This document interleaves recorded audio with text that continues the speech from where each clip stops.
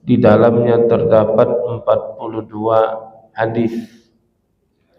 Pada kesempatan ini kita mulai dari hadis yang ke-40.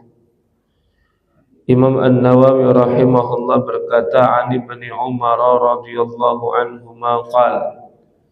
Dari Ibnu Umar radhiyallahu anhuma beliau berkata, "Akhadha Rasulullah sallallahu alaihi wasallam bimankibai faqal kun fid dunya ka'annaka gharibun aw 'abiru sabil."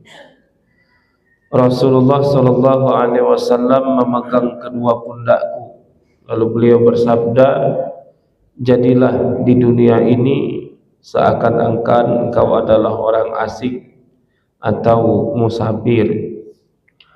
Wa kana Ibnu Umar radhiyallahu anhuma yaqul, dan Ibnu Umar radhiyallahu anhuma beliau berkata, "Idza amsayta fala tantadhiris sabah."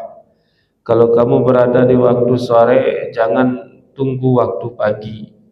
Wa idza asbahta fala tantadhiril masa. Kalau kamu berada di waktu pagi, jangan tunggu waktu sore. Wa khudh min sihhatika limaradik. Gunakan waktu sehatmu untuk masa sakitmu. Wa min hayatika limautik. Dan gunakan waktu hidupmu untuk menghadapi matimu. Rawahul Bukhari. Hadis ini diriwayatkan oleh Imam Al-Bukhari. Bapak Ibu saudara-saudara yang dirahmati Allah, di dalam hadis ini ada dua pesan utama. Yang pertama, pesan Nabi sallallahu alaihi wasallam kepada Ibnu Abbas. Yang kedua itu pesan dari Abdullah bin Umar, pesan Nabi kepada Abdullah bin Umar.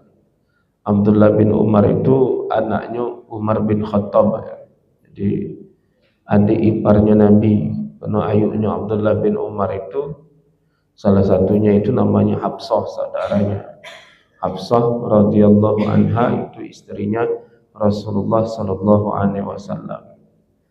Cuman Ibnu Umar ini termasuk sahabat junior, sahabat kecil. Karena waktu hijrah itu Ibnu Umar itu umurnya baru 13 tahun. Jadi waktu dalam perang Badar itu Ibnu Umar itu menawarkan diri untuk ikut, tapi ditolak oleh Rasulullah sallallahu alaihi wasallam karena belum balik. Di saat perang Uhud baru diizinkan untuk ikut berperang bersama Rasulullah sallallahu alaihi wasallam. Nah, ini satu ketika Nabi berpesan kepada Abdullah bin Umar.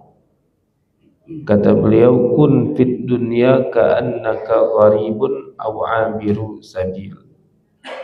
Jadilah di dunia ini seakan-akan engkau itu adalah orang asing atau musafir. Orang asing itu apa? Orang asing itu artinya orang yang berada di tempat yang bukan tempatnya.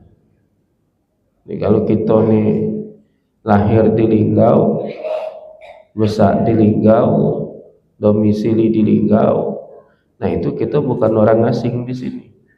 Dari kecil kita ada di sini sampai sekarang kita di sini bukan orang asing, tapi ada orang luar netap sementara karena ada pekerjaannya di Linggau, pegawai di Linggau, maka dia tinggal di Linggau untuk sementara. Maka dia itu bagi orang Linggau itu orang asing. Apa? Bukan orang sini, orang luar. Apalagi kalau lebih jauh lagi misalnya, nah, itu orang dari luar negeri masuk ke Indonesia itu dianggap orang asing. Kita pegawai di luar negeri kita dianggap sebagai orang asing. Kenapa? Karena kita bukan penduduk situ yang sesungguhnya. Karena kita hanya sementara, kita bakal balik ke kampung kita dewe. Nabi SAW berpesan, dalam kehidupan dunia ini anggap kita itu orang asing, anggap kita ini musafir. Jangan dianggap bahwa kita bakal tinggal di sinilah selamanya.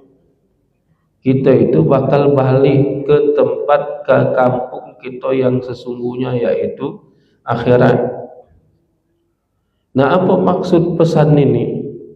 Supaya kita jangan terlena di dunia ini, jangan terlena dengan kehidupan dunia. Ngapa? Karena ini bukan tempat tinggal kita yang sesungguhnya. Karena kita bakal balik ke kampung kita yang sesungguhnya tanpa terkecuali. Jadi kita cuma singgah bae di sini. Cuma singgah di tempat yang bernama dunia. Nah, orang yang cerdas maka dia akan menggunakan kesempatan sebaik-baiknya untuk persiapan balik kampung yang sesungguhnya tadi. Cak kita merantau begawe di luar negeri. Nah, itu fokusnya jangan yang di tempat kita begawe itu. Fokusnya itu di tempat kita yang bakal balik. Kalau di luar negeri itu tempat tinggal nak ngontrak tak apa-apa. Ngapa bakal tinggal juga? Jangan nak bikin rumah bagus di situ, nak bermewah-mewahan di situ. Ngapa? Kaki habis di situlah, pas balik ke kampung kita tak punya apa-apa. Orang yang cerdas dia tahu karena dia bakal balik kampung, maka dia mempersiapkannya itu. Di kampungnya dia bangun rumah, kapan dapat duit dia transfer ke uang yang di sini. Yang mana bikin rumah, bikin usaha, kok nak bikin kebun segala macam. Sehingga dalam target misalnya dia 5 tahun pegawai, balik ke Indonesia, hidupnya nyaman.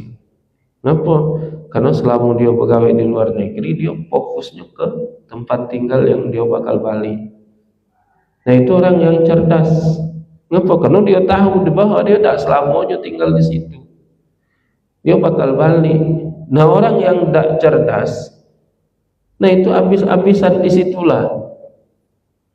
Pegawai di luar negeri 5 tahun, 10 tahun misalnya dia merantau di situ, tapi semuanya itu hanya untuk kehidupan di situ.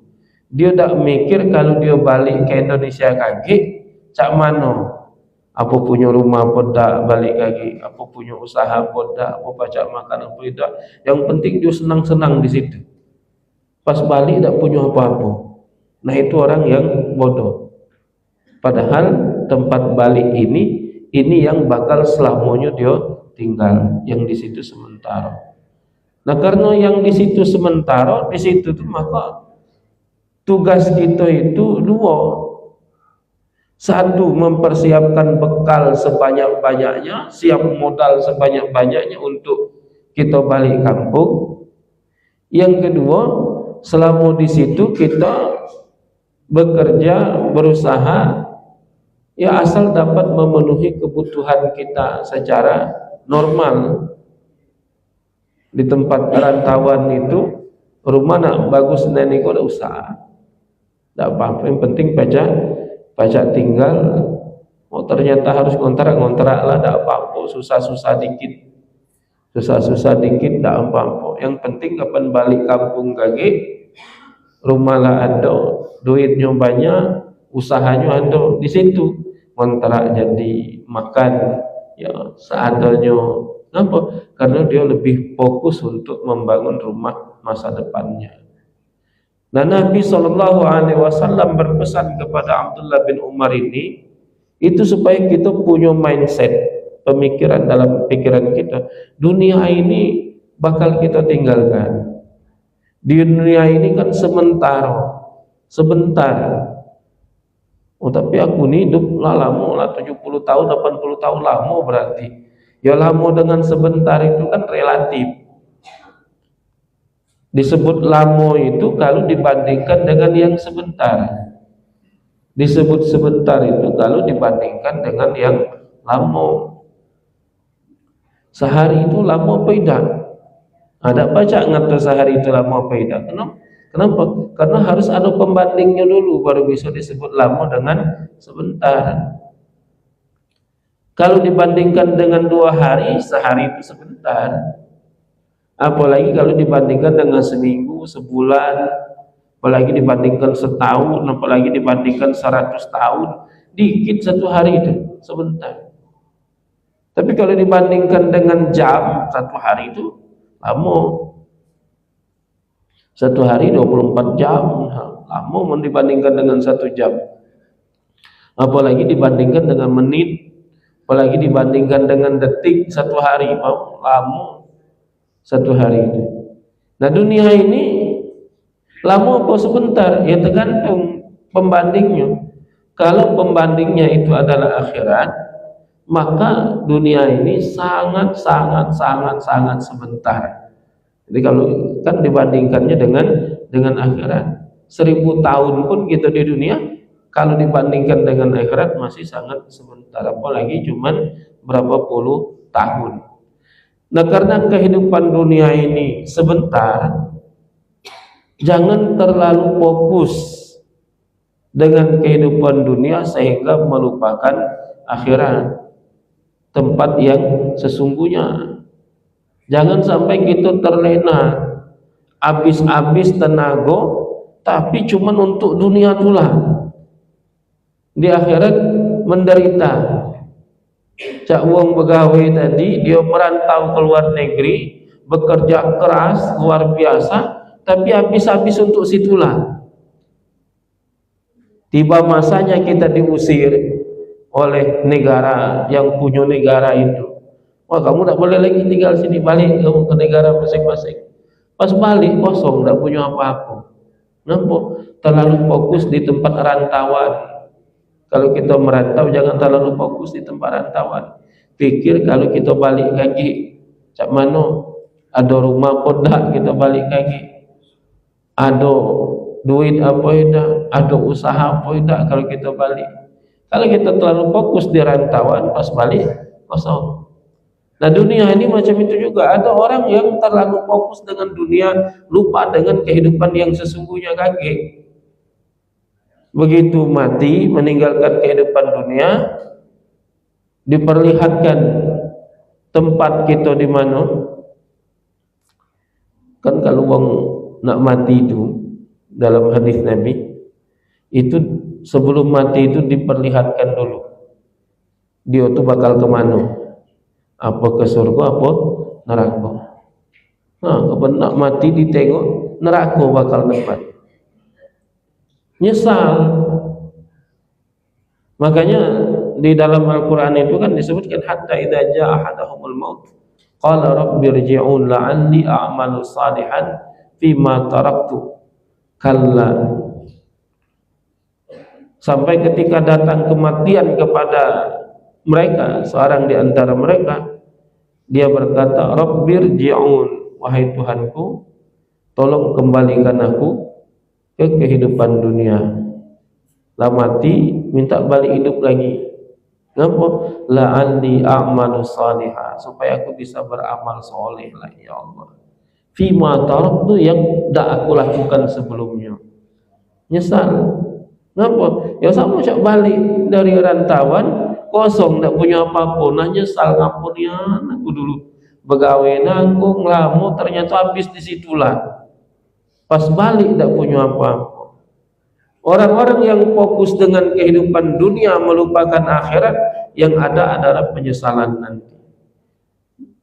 Menangislah, menjeritlah, minta balik hidup lagi, itu tidak dikabulkan oleh Allah Subhanahu wa ta'ala. Kalla, tak bakal dikabulkan. Permohonan kamu itu tak bakal dikabulkan. Kalau sudah mati, ya selesai urusannya. Tinggal kamu mempertanggungjawabkannya lagi. Tinggal kamu memetik hasil dari usaha yang kamu lakukan, itulah di akhirat ini. Tak pacak lagi balik ke kehidupan dunia. Tak diterima lagi. Nah, ini akhirnya terjadi penyesalan. Kenapa? Karena terlalu fokus dengan kehidupan dunia. melupakan akhirat. Nah, kalau fokusnya dengan akhirat saja, lupa dengan dunia juga salah.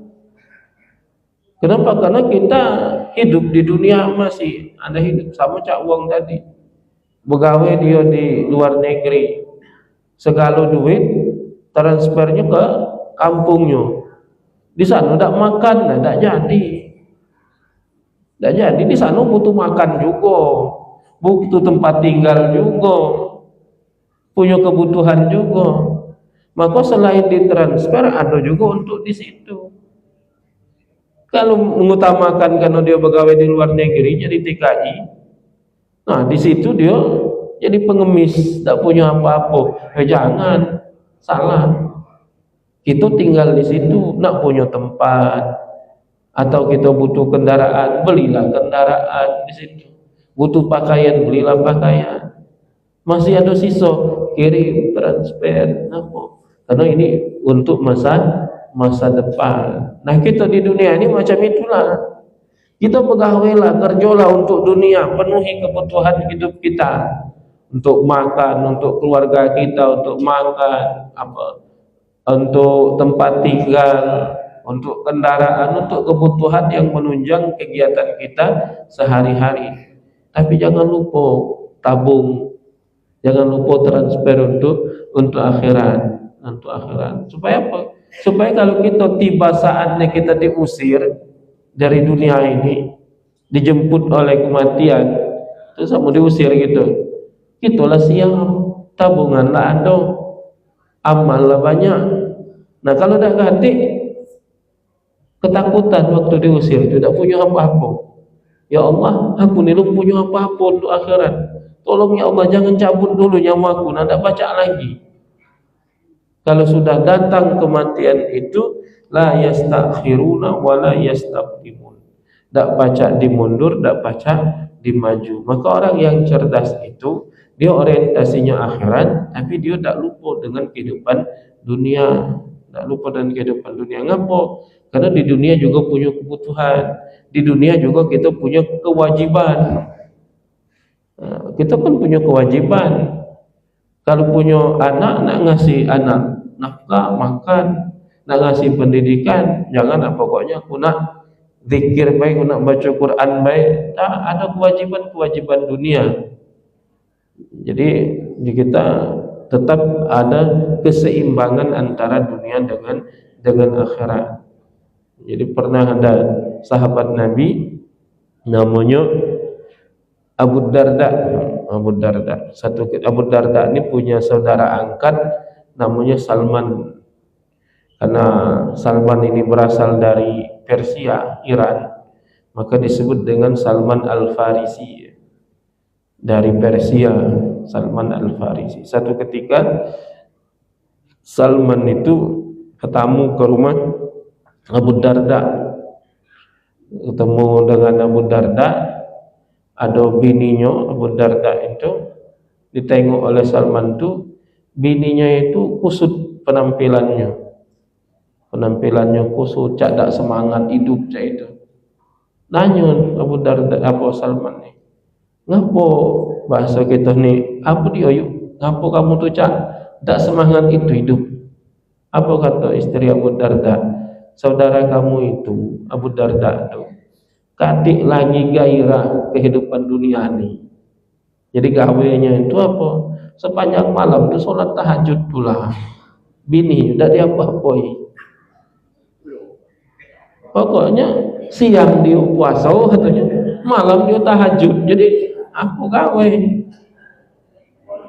Kapan siang puasa, kapan malam solat. Jadi kapan lagi untuk kehidupan keluarganya itu? Maka Salman itu nginap di situ. Baru sebentar tidur, Abu Darda itulah bangun. Ngapa itu ini, kata Salman dengan Abu Darda, nak solat malam, kaget dulu kata. Kaget tidur dulu. Tak lama tidur, bangun lagi nak solat malam lah. Kaget dulu, kaget tahan dulu. Nah lah agak melewati apa 2/3 malam, sudah 1/3 malam yang terakhir, nah baru kata Salman, nah sekarang lah kalau nak bangun nak sholat malam, sekarang lah nak sholat malam, baru sholat malam. Besoknya Abu Darda melapor kepada Rasulullah Sallallahu Alaihi Wasallam bahwa dia nak sholat malam itu dicegah oleh Salman. Apa kata Rasulullah? Shadaqa Salman, benarlah yang dilakukan oleh Salman itu. Jadi jangan hidup kita itu benar, fokus dengan akhirat, tapi lupa dengan dunia. Kenapa? Di dunia kita juga punya kewajiban. Kita punya istri, misalnya punya anak, punya kewajiban untuk membantu sesama. Namun kita tak ganti yang nak dibantu, macam mana? Mungkin kita nak bantu dalam harta, misalnya harta tidak punya, silakan cari, silakan penuhi kebutuhan, silakan penuhi kewajiban.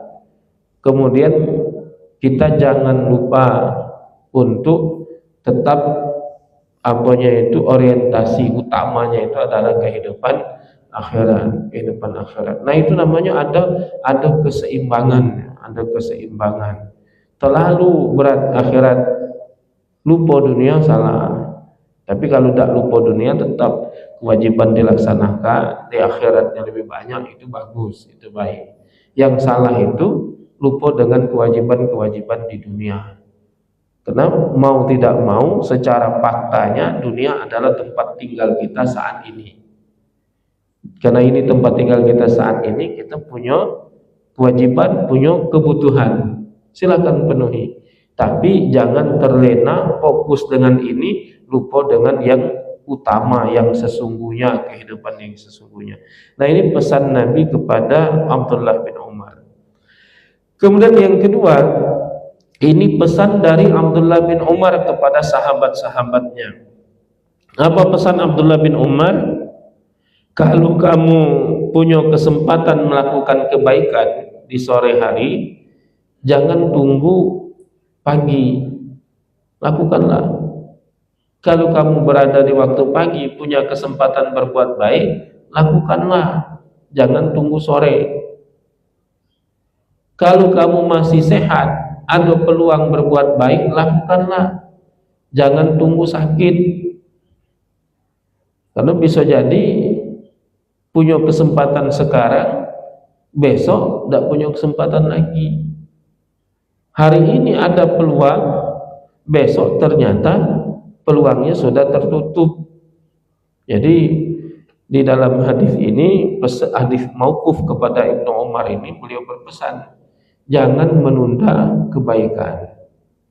Kalau begitu kita mendapatkan peluang atau kesempatan. Karena tidak ada jaminan akan ada kesempatan yang kedua. Apalagi yang ketiga, keempat, kelima, keenam. Lakukanlah di kesempatan yang pertama. Kalau dapat, memungkinkan, ada peluang, lakukanlah di kesempatan yang pertama. Karena tidak ada yang menjamin bahwa kita masih akan diberikan kesempatan kedua. Karena kita tidak tahu. Bisa baik kita besok sakit, bisa baik besok kita mati. Sehingga ayahku ada peluang nak berbuat baik ini. Besok ternyata besok jatuh sakit, tak baca lagi, tak jadi. Ada duit ini nak sedekah, kaget rupanya besoknya duitnya dimaling wong, tak jadi sedekah, dimaling wong. Coba kemarin jadi lah sedekah dia, tahu-tahu kemalingan. Mula disedekahkan, tak baca lagi dimaling wong. Dah jadi milik kita nian. Karena yang jadi milik kita nian itu kata Nabi itu cuma 3. Harta kita itu yang memang jadi milik kita nian itu cuma 3. 1, makanan yang sudah kamu makan, kata Nabi. Itu milik kamu. Ngapalah kita makanlah, kita nikmati. Walaupun punya banyak makanan di rumah, belum kita makan, belum milik kita. Bisa jadi pas kita nak makan, tahu-tahu datang kucing, dimakan kucing. Tak jadi kita makannya. Jadi makanan kita itu yang sesungguhnya yang sudah kita makan itu baru jadi milik kita. Masih belum dimakan, masih banyak kemungkinan yang terjadi. Atau pakaian yang kamu pakai, itu Nabi, itu yang jadi milik kamu. Lah sudah makainya. Beli baju banyak, bagus-bagus, cuman dimasuk dalam lemari, dipakai, kaki lah makai sayang masih bagus ini. Kaki nunggu kapan ada acara kaki. Cak 2 bulan lagi ada acara baru nak makainya. Sudah tuh mati. Tak terpakai bukan jadi milik kita. Belum pernah nyubonya. Baru jadi milik kita kalau sudah kita pakai. Mau punya barang banyak koleksi, tak dipakai, cuma sekali-sekali. Belum sempat mati. Nah itu tak jadi milik kita. Jadi makanan yang sudah dimakan atau sesuatu yang sudah kita gunakan. Kemudian yang ketiga kata Nabi, sesuatu yang sudah kamu sedekahkan. Yang sudah kamu sedekahkan itu bakal jadi milik kamu di akhirat kaki. Jadi harta kita tuh cuma 3 macam itulah. Yang sudah kita makan, yang sudah kita pakai, dan yang kita sedekahkan. Cuman yang kita makan dengan yang kita pakai tadi sebentar di dunia baik, yang disedekahkan jadi milik kita tapi di akhirat nanti. Nah kalau punya peluang untuk kebaikan itu kata Ibnu Abbas jangan ditunda. Kalau kamu punya peluang di waktu pagi, lakukan di waktu pagi, jangan tunda sampai sore. Punya peluang di waktu sore, lakukan di waktu sore, jangan tunda sampai pagi besoknya. Laksanakanlah begitu kesempatan atau peluang itu ada. Akan tetapi walaupun itu sesuatu yang baik ya, peluang ada, ini kebaikan, bukan berarti kita harus terburu-buru. Artinya kita disuruh memanfaatkan peluang cepat. Tetapi kita jangan lupa melakukan pertimbangan kemaslahatannya itu. Misal ini bagus, peluangnya ada, tapi jangan buru-buru tanpa berpikir. Maksudnya analisa dulu, ini paling tepat kapan, maslahatnya mana yang lebih besar. Kemudian istikharah misalnya. Makanya Imam An-Nawawi itu dalam bab haji itu, ketika nak berangkat haji itu istikharah dulu kata beliau. Lah ngapa istikharah? Bukankah haji itu kewajiban? Bukankah haji itu sesuatu yang baik? Istikharahnya bukan tentang baik atau tidaknya. Istikharahnya itu kapan waktu yang terbaik? Apa saat ini yang terbaik atau tahun depan yang terbaik? Kenapa? Karena saat ini misalnya ada wong tua dia lagi sakit atau segala macam.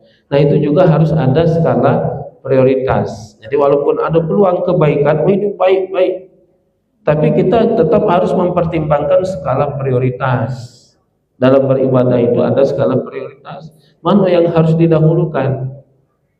Jangan sampai ini ada peluang langsung ini, tapi meninggalkan sesuatu yang lebih besar. Nah itu salah. Ini ada peluang berbuat baik, peluang bersedekah. Dia sedekah, tapi dia lupa dia ada anggota keluarganya yang jauh lebih membutuhkan itu. Ada saudaranya sendiri yang makan kesulitan misalnya. Nah dia lupa dengan itu, tapi dia sedekah di mana-mana. Dulur dia dewe tak makan, wong tua dewe tak makan misalnya. Nah itu maksudnya harus dengan pertimbangan. Jangan terburu-buru, tak berpikir dulu, tak mikirkan skala prioritas dulu.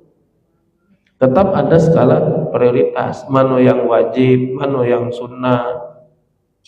Misal seorang istri, seorang istri badan sehat, kepengen puasa sunnah besok, kepengen puasa sunnah, mumpung badan sehat, caknya lagi fitnian, kepengen nak puasa. Akhirnya dia niatlah besok puasa. Apabila sudah puasa, besok tahu-tahu suaminya kepengen.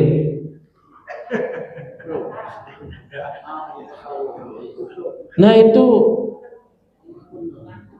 yang istrinya nggak nolak misalnya. Kata istrinya, aku ini lagi puasa, mumpung aku masih sehat, aku ini galak sakit-sakitan.